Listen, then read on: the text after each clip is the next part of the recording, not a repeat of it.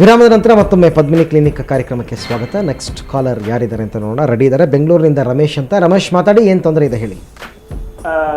Madam ನಮಸ್ಕಾರ. Madam ನಮಸ್ಕಾರ, ಹೇಳಿ.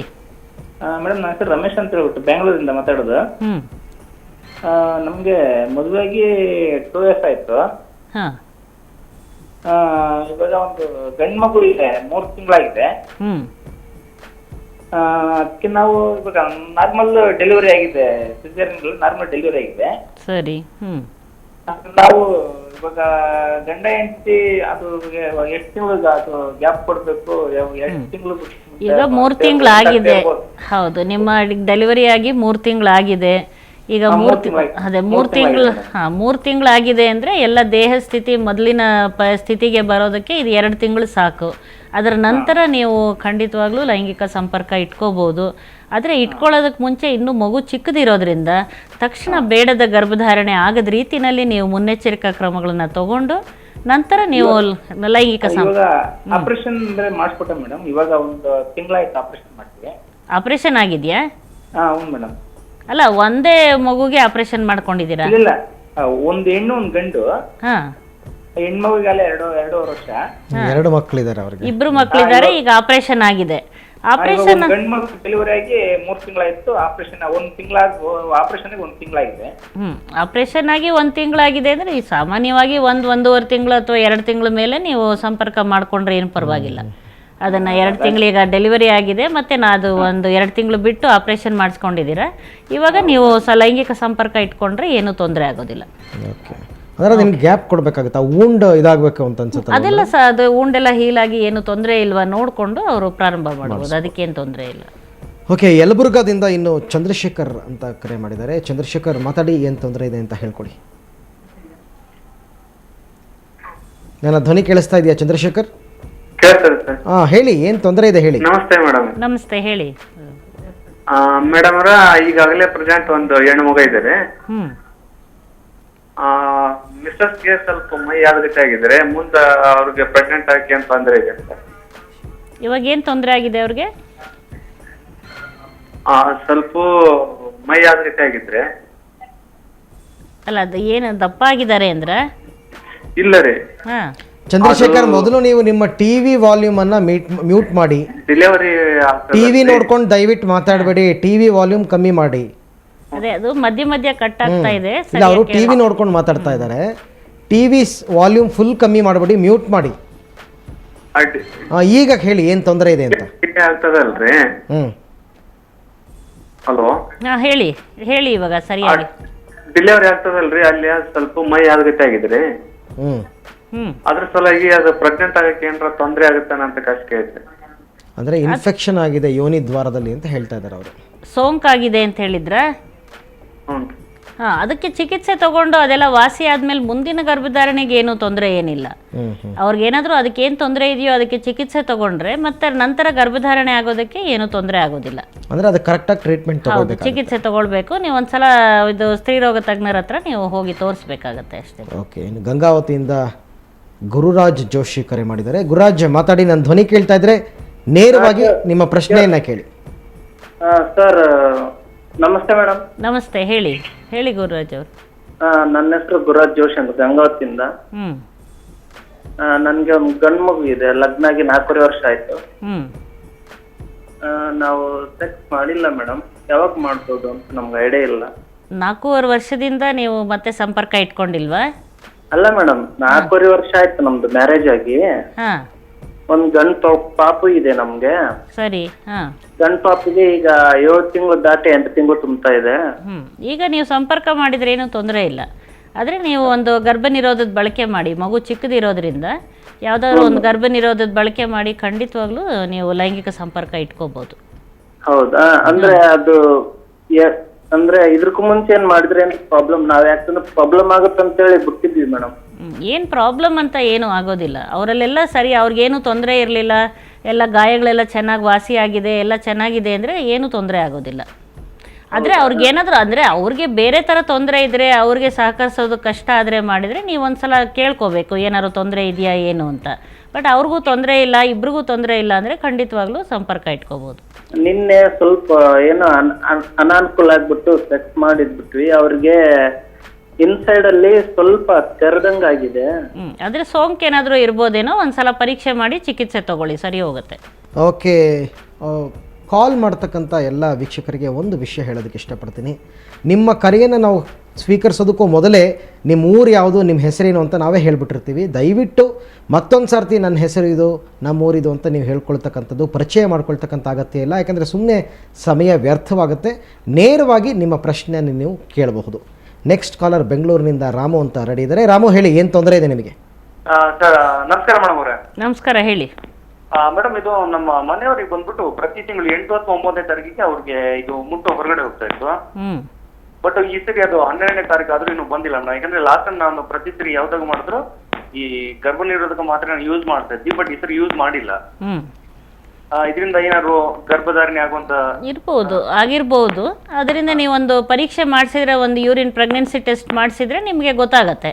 ಅದರೊಳಗೆ ಕೆಲವು ಸಲ ಬೇರೆ ಕಾರಣಕ್ಕೂ ಮುಂದೆ ಹೋಗಿರ್ಬೋದು, ಆದರೆ ಯಾವುದೇ ಕಾರಣಕ್ಕೂ ನೀವು ಗರ್ಭ ನಿರೋಧದ ಬಳಕೆನೂ ಮಾಡಿಲ್ಲ ಅಂತ ಹೇಳಿದ್ದೀರಾ. ಅದರಿಂದ ಇವಾಗ ಮುಟ್ಟು ಬಂದಿಲ್ಲ, ನಿಗದಿತ ಸಮಯಕ್ಕೆ ಬರಲಿಲ್ಲ ಅಂದರೆ ಗರ್ಭಧಾರಣೆ ಆಗಿರೋಂಥ ಪ್ರಮೇಯ ಇದ್ದೇ ಇರುತ್ತೆ. ಅದರಿಂದ ನೀವು ಅದನ್ನು ಒಂದ್ಸಲ ಪ್ರೆಗ್ನೆನ್ಸಿ ಟೆಸ್ಟ್ ಮಾಡಿಸಿ, ಬೇಕಾಗಿರೋ ಅಂಥ ಗರ್ಭಧಾರಣೆ ಆಗಿದ್ದರೆ ಕಂಟಿನ್ಯೂ ಮಾಡಿ, ಬೇಡ ಅನ್ನೋದಾದರೆ ಆದಷ್ಟು ಬೇಗ ವೈದ್ಯರನ್ನು ಕಾಣಿ ಅಷ್ಟೇ.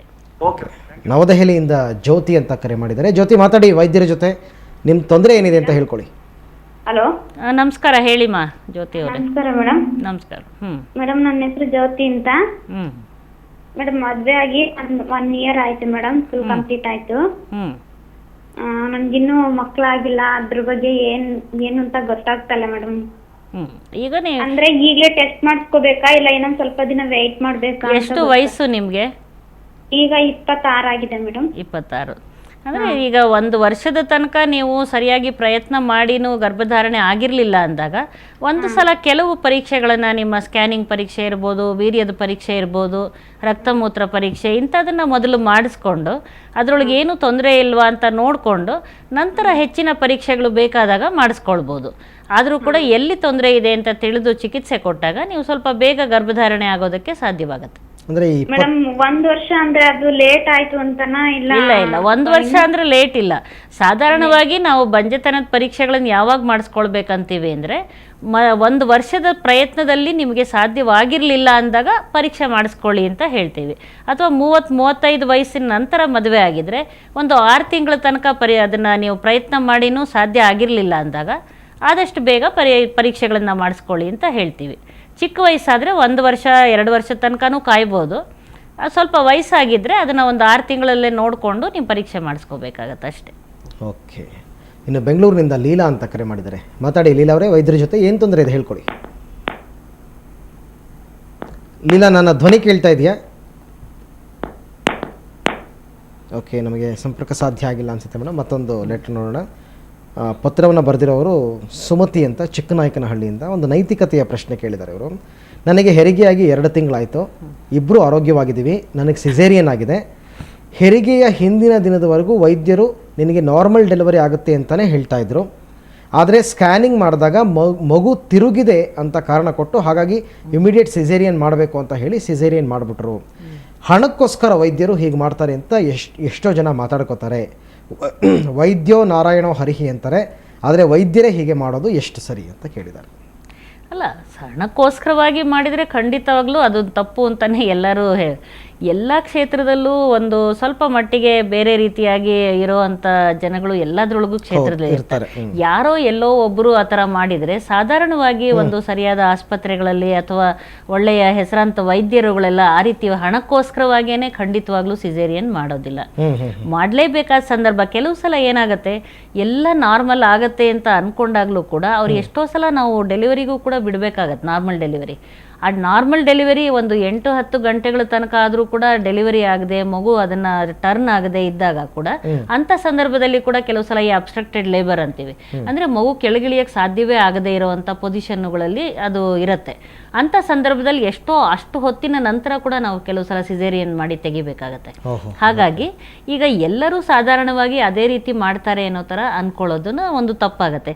ಯಾಕಂದರೆ ಇದು ಒಂದು ತಪ್ಪು ಭಾವನೆ ಅವ್ರ ಮನಸ್ಸಿನಲ್ಲಿ ಮೂಡಿದರೆ ಇದರಿಂದ ವೈದ್ಯರಿಗೂ ವೈದ್ಯರಿಗೂ ಕಷ್ಟ ಮತ್ತೆ ಪೇಷಂಟ್ಗೂ ಕಷ್ಟ. ಎಷ್ಟೋ ಸಲ ಏನಾಗುತ್ತೆ, ಇನ್ನು ಅದು ಯೂಟ್ರಸ್ ಗರ್ಭಕೋಶ ಹರಿದುಕೊಂಡು ಬರ್ತಾ ಇದೆ, ಅಷ್ಟೊಂದು ಅಬ್ಸ್ಟ್ರಕ್ಷನ್ ಆಗಿದೆ ಅಂತ ಇದ್ದಾಗ ಕೂಡ ಇಲ್ಲ ತೊಂದರೆ ಆಗತ್ತೆ ತಾಯಿಗಾಗ್ಲಿ ಮಗುವಾಗ್ಲಿ ಎಂದಾಗ ಇವರು ಸುಮ್ಮನೆ ಹೇಳ್ತಿದಾರೇನೋ ಅಂತ ಪೇಷಂಟ್ಸು ನಿಧಾನ ಮಾಡ್ತಾರೆ. ಆವಾಗ ತೊಂದರೆ ಆಗಿ ತಾಯಿಗೆ ಸೀರಿಯಸ್ ಆದಾಗ ನೀವ್ ಯಾಕೆ ಮೊದಲೇ ಹೇಳಲಿಲ್ಲ ಅಂತ ಹೇಳ್ತಾರೆ. ಸೊ ಈಗ ಎರಡು ರೀತಿನಲ್ಲಿ ಕೂಡ ವೈದ್ಯರಿಗೂ ಕಷ್ಟ ಆಗತ್ತೆ ಆ ಥರ ಸಮಯದಲ್ಲಿ. ಅವ್ರಿಗೆ ಒಂದು ಸಲ ಏನಂದ್ರೆ ಇಬ್ರು ವೈದ್ಯರು ಮತ್ತೆ ರೋಗಿಗಳ ಮಧ್ಯ ಒಂದು ನಂಬಿಕೆ ಏರ್ಪಡಬೇಕು. ಮೊದಲಿಂದ ಅವ್ರ ಪರೀಕ್ಷೆಗೆ ಹೋಗ್ತಿದ್ದಾಗ ಮಾಡಿದಾಗ ಈ ವೈದ್ಯರು ಯಾವ ರೀತಿ ಏನ್ ಮಾಡ್ತಾರೆ ಅನ್ನೋದು ಒಂದು ಅವ್ರಿಗೆ ಗೊತ್ತಿರತ್ತೆ ಅವ್ರಿಗೆ. ಸೊ ಆದ್ರಿಂದ ಎಲ್ಲರನ್ನೂ ಅವರು ಒಂದು ಆ ರೀತಿಯಾದ ದೃಷ್ಟಿಯಿಂದ ನೋಡದೆ ನಿಜವಾಗ್ಲೂ ಆ ತರ ತೊಂದರೆ ಇದೆಯಾ ಅಂತ ಒಂದು ನೋಡ್ಕೋಬೇಕು. ಮತ್ತೆ ಯಾರೇ ವೈದ್ಯರು ಕೂಡ ಸುಮ್ನೆ ಬೇಡವಾದ ರೀತಿನಲ್ಲಿ ಮಾಡಿದ್ರೆ ಖಂಡಿತವಾಗ್ಲೂ ಅದನ್ನ ತಪ್ಪು ಅಂತಾನೆ ಇತ್ತು. ಅದು ಯಾವುದೇ ಕಾರಣಕ್ಕೂ ನಾವು ತಪ್ಪು ಅಂತಾನೆ ಹೇಳ್ತೀವಿ. ಆದ್ರಿಂದ ಒಂದು ನಂಬಿಕೆ ಇಟ್ಕೊಳ್ಬೇಕು, ವಿಚಾರಿಸ್ಕೊಳ್ಳಿ. ಮತ್ತೆ ಏನಿದೆ ಇಲ್ಲ ಅಂದ್ರೆ ಇನ್ನೂ ಒಂದು ಒಪಿನಿಯನ್ ಇನ್ನೊಬ್ರು ವೈದ್ಯರ ಹತ್ರ ಕೂಡ ಹೋಗಿ ಕೇಳ್ಕೋಬಹುದು. ಈ ರೀತಿ ಪರೀಕ್ಷೆ ಇದೆ ಅಥವಾ ಈ ರೀತಿ ಸ್ಕ್ಯಾನಿಂಗ್ ರಿಪೋರ್ಟ್ ಇದೆ, ಇದು ಏನಾಗುತ್ತೆ ಸೆಕೆಂಡ್ ಒಪಿನಿಯನ್ ಅಂತ ತಗೊಳ್ಬಹುದು. ಅವರಿಗೆ ಯಾರು ತಿಳಿದು ವೈದ್ಯರಿದ್ರೆ ಮಾಡಿದ್ರೆ ಆದ್ರಿಂದ ಈ ರೀತಿ ಅನ್ಕೊಳ್ಬೇಕು. ಮತ್ತೆ ವೈದ್ಯರು ಕೂಡ ಖಂಡಿತವಾಗ್ಲೂ ಆ ಥರ ಮಾಡಬಾರ್ದು. ಈ ರೀತಿ ಎಲ್ಲರೂ ಏನ್ ಅನ್ಕೊಳ್ತಾರೆ, ಈಗ ನಾರ್ಮಲ್ ಡೆಲಿವರಿನೇ ಇನ್ನೂ ಹೆಚ್ಚಿನ ಕಷ್ಟ ಆಗತ್ತೆ ನಮ್ಗೆ, ಸಿಸೇರಿಯನ್ ಎರಡಕ್ಕೂ ಅಷ್ಟೇನೆ ಅದರದೇ ತೊಂದರೆಗಳು ಇದ್ದೇ ಇರುತ್ತೆ. ಹಾಗಾಗಿ ಈಗ ಎಷ್ಟೋ ವೈದ್ಯರು ಅದಕ್ಕೋಸ್ಕರನೇ ಇವ್ರು ಈ ತರ ತಪ್ಪು ಭಾವನೆ ಬರಬಾರ್ದು ಅಂತ ನೀನ್ ನಾರ್ಮಲ್ ಡೆಲಿವರಿನಾದ್ರೂ ಆಗ್ಲಿ ಸಿಸೇರಿಯನ್ ಆದ್ರೂ ಆಗ್ಲಿ ಒಂದೇ ರೀತಿ ಚಾರ್ಜಸ್ ಅನ್ನೋ ರೀತಿ ಈಗ ಎಷ್ಟೋ ಕಡೆ, ಯಾಕಂದ್ರೆ ಈ ತರ ತಪ್ಪು ಭಾವನೆಯಿಂದಾನೇ ನಾರ್ಮಲ್ ಡೆಲಿವರಿ ತಾನೇ ಅಂತ.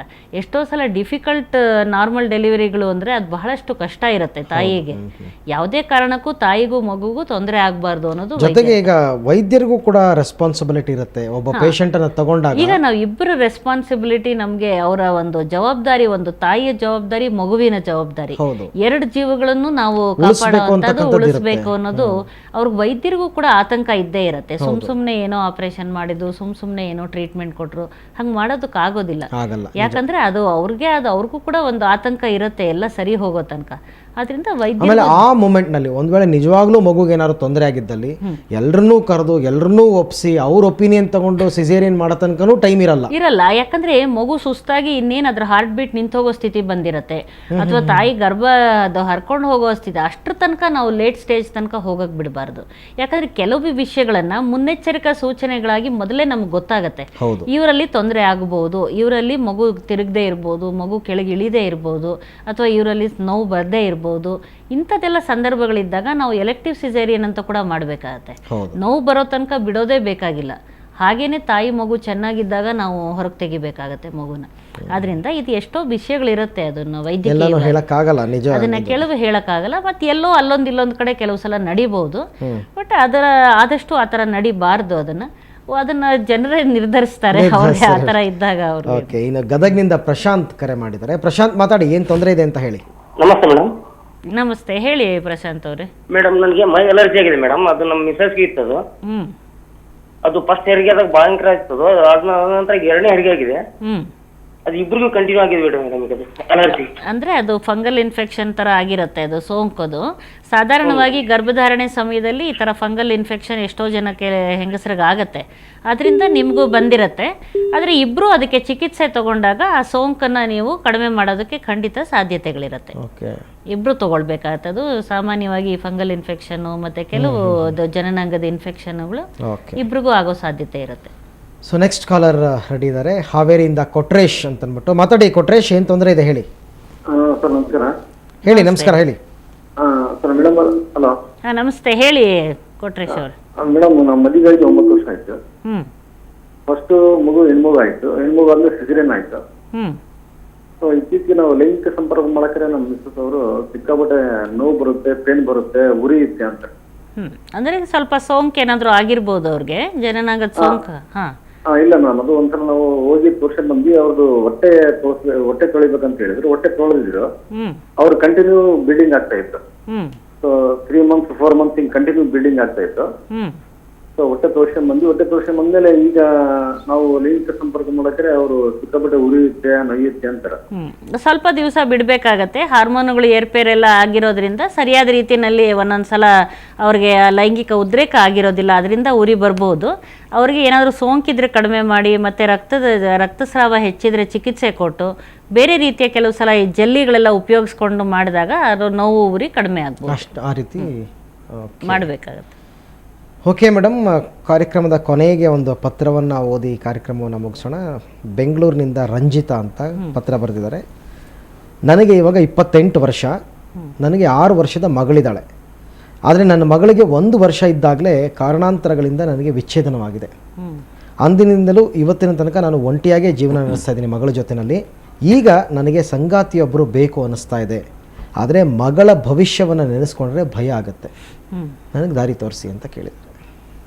ಅಲ್ಲ ಅಂದರೆ ಆಗ ಅವ್ರನ್ನ ಅರ್ಥ ಮಾಡ್ಕೊಳ್ಳೋದು, ಅಂದರೆ ಆ ಮಗಳನ್ನು ಜೊತೆ ಅವ್ರನ್ನ ಒಪ್ಪಿಗೆ ಇಟ್ಕೊಂಡು ಆ ಥರ ಒಳ್ಳೆ ಮನುಷ್ಯರ ಎಷ್ಟೋ ಜನ ವ್ಯಕ್ತಿಗಳು, ಬಹಳ ಒಳ್ಳೆ ವ್ಯಕ್ತಿಗಳು ಈ ಥರ ಎಲ್ಲ ಇರಬೇಕಾದ್ರೆ ಅವ್ರ ಸಂಪರ್ಕಕ್ಕೆ ಬಂದ ಅದು ಅವ್ರ ಅದೃಷ್ಟ. ಅವರು ಆ ಥರ ಸಂಪರ್ಕಕ್ಕೆ ಬಂದಾಗ ಅಥವಾ ಬೇರೆ ರೀತಿ ಇದೇ ರೀತಿಯಲ್ಲಿ ಆ ಸಂಗಾತಿ ಇಲ್ಲದೆ ಇರೋವಂಥವ್ರು, ಆ ರೀತಿ ಇದ್ದಾಗ ಒಂದು ಸಂಗಾತಿತನಕ್ಕೋಸ್ಕರವಾಗಿ ಮದುವೆ ಆಗುವಂಥವ್ರು ಈಗ ಮಗುನ ಜೊತೆ ಕೂಡಿ ಅವರು ಒಪ್ಪಿಗೆ ಕೊಡೋವಂಥ ಗೊಂದಲ ಇದೆ, ಮದುವೆ ಆಗ್ಲಾ ಬೇಡವಾ ಅಂತ. ಅಲ್ಲ, ಆದರೆ ಈ ಥರ ಒಂದು ಸರಿಯಾದ ಅವಕಾಶ ಸಿಕ್ಕಿದ್ರೆ ಖಂಡಿತವಾಗ್ಲೂ ಅವರೊಂದು ಸಂಗಾತಿತನ, ಯಾಕಂದರೆ ಆ ವಯಸ್ಸಲ್ಲಿ ಅವ್ರಿಗೊಂದು ಬೇಕಾಗತ್ತೆ ಒಂದು ಕಂಪ್ಯಾನಿಯನ್ಶಿಪ್ ಅಂತ ಅನ್ನೋದಕ್ಕೆ, ಅಥವಾ ಲೈಂಗಿಕ ಸಂಪರ್ಕಕ್ಕಿರ್ಬೋದು. ಆದರೆ ಆ ಮಗು ಭವಿಷ್ಯ ಹಾಳಾಗದ ರೀತಿನಲ್ಲಿ ಇವ್ರ ಭವಿಷ್ಯ ರೂಪಿಸ್ಕೊಳ್ಳೋಕೆ ಸಾಧ್ಯವಾಗೋದಾದರೆ ಖಂಡಿತವಾಗ್ಲೂ ಅವ್ರು ಮಾಡ್ಕೋಬೋದು. Okay madam, thank you. ತುಂಬ ವಿಚಾರಗಳಿಗೆ ತಿಳಿಸ್ಕೊಟ್ಟಿದ್ದೀರಾ, ತುಂಬ ಜನಕ್ಕೆ ಪರಿಹಾರ ಕೊಟ್ಟಿದ್ದೀರಾ, ಧನ್ಯವಾದ ತಮಗೆ. ಸೊ ವೀಕ್ಷಕರೇ, ನೋಡಿದ್ರಲ್ಲ ಪದ್ಮಿನಿ ಪ್ರಸಾದ್ ಅವರು ಅನೇಕ ಜನಗಳ ತೊಂದರೆಗೆ ಈ ಕಾರ್ಯಕ್ರಮದ ಮುಖಾಂತರ ತಮ್ಮ ಪರಿಹಾರವನ್ನು ತಿಳಿಸಿದ್ದಾರೆ. ಮುಂದಿನ ವಾರ ಕೂಡ ನಾವು ಬರ್ತೀವಿ. ಯಾರ್ಯಾರಿಗೆ ಕರೆ ಸಿಕ್ಕಿಲ್ಲ ನಿರಾಶರಾಗಬೇಡಿ, ಮುಂದಿನ ವಾರ ಕರೆ ಮಾಡಿ ಮಾತಾಡಿ. ಕ್ಷಣ ಕ್ಷಣದ ಸುದ್ದಿಗಾಗಿ ಸುವರ್ಣ ನ್ಯೂಸ್ 24/7 ನೋಡ್ತಾ ಇರಿ.